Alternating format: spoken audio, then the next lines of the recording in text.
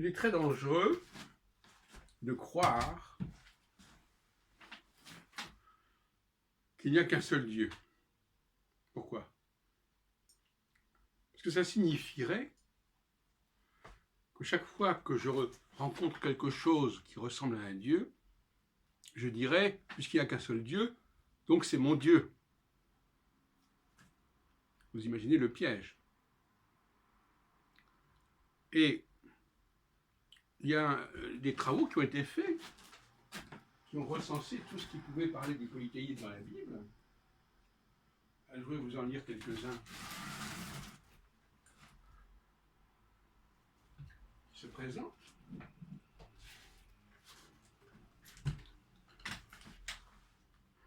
Alors, quels sont les plus remarquables?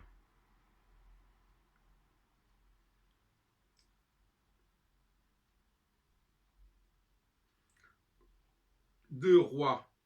Vous ne craindrez point d'autres dieux, vous ne vous prosternerez point devant eux, vous ne les servirez point, et vous ne leur offrirez point de sacrifice. Ça ne veut pas dire que ces dieux n'existent pas.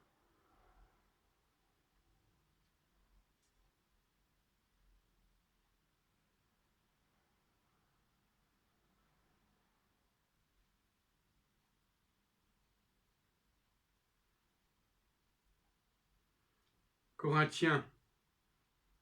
Car s'il est des êtres qui sont appelés dieux, soit dans le ciel, soit sur la terre, comme il existe réellement plusieurs dieux et plusieurs seigneurs, néanmoins pour nous, il n'y a qu'un seul Dieu, le Père, de qui viennent toutes choses, et pour qui nous sommes, et un seul Seigneur Jésus.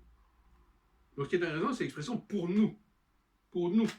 C'est ça la raison. C'est ça le bon sens.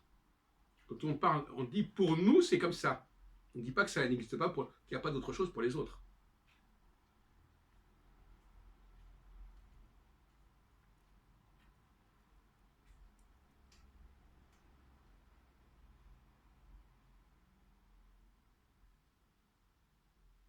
Et donc ça, c'est une expression qui figure dans Corinthiens, donc dans le Nouveau Testament, me paraît extrêmement pertinente.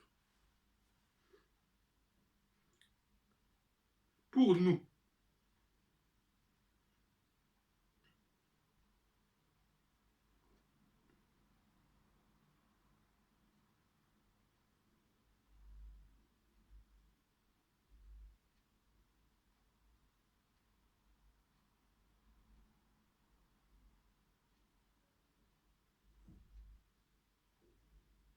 Donc je répète, le pire, c'est de croire qu'il n'y a qu'un seul Dieu. Parce que on va prendre pour son propre Dieu toute manifestation de Dieu, en disant puisqu'il n'y a qu'un seul Dieu, celui-là doit être le Dieu. En revanche, si vous avez accepté l'idée qu'il y avait plusieurs dieux existants, vous allez vous demander quel est mon Dieu, quel est celui qui correspond à mon Dieu, à mon peuple. Et là, c'est beaucoup plus pertinent. Parce qu'à ce moment-là, vous allez dire, bon, ce Dieu-là, c'est pas le mien. C'est commencer à dire, ah, mais puisqu'il y a un seul Dieu, donc ton Dieu est mon Dieu est ton Dieu.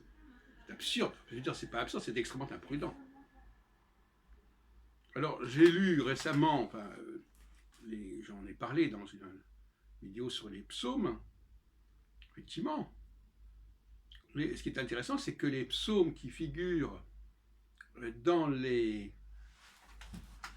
réception du Shabbat sont précisément des psaumes problématiques.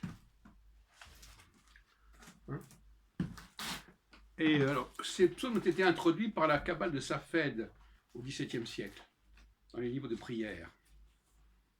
Comment peut-on demander aux fidèles, après tout c'est pas faux, de lire ces textes-là et après de leur dire qu'il n'y a pas d'autre Dieu?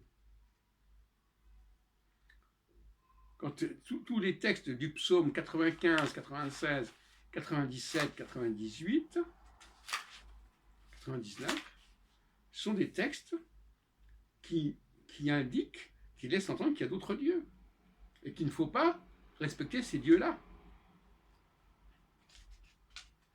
Et quand on dit notre Dieu, ça veut bien dire notre Dieu. Et quand on dit votre Dieu, c'est votre Dieu. Ça veut dire qu'il n'y en a pas d'autre, mais il y en a un autre qui est important.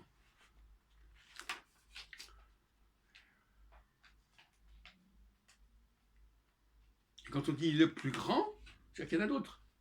L'autre jour, je discutais avec un musulman, je lui ai dit Allah Akbar, ça veut dire le plus grand. Ça veut dire qu'il est le seul. Akbar, c'est le plus grand, c'est un superlatif.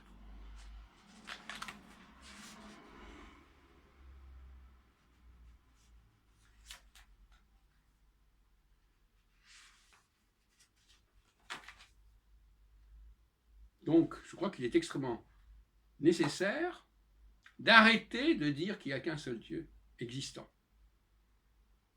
Parce que ça ouvre les portes à toutes sortes de tentations et de dérives. Tiens, quelque chose se présente comme Dieu, ah ben puisqu'il y a un seul Dieu, ça doit être mon Dieu aussi, puisqu'il n'y en a qu'un seul.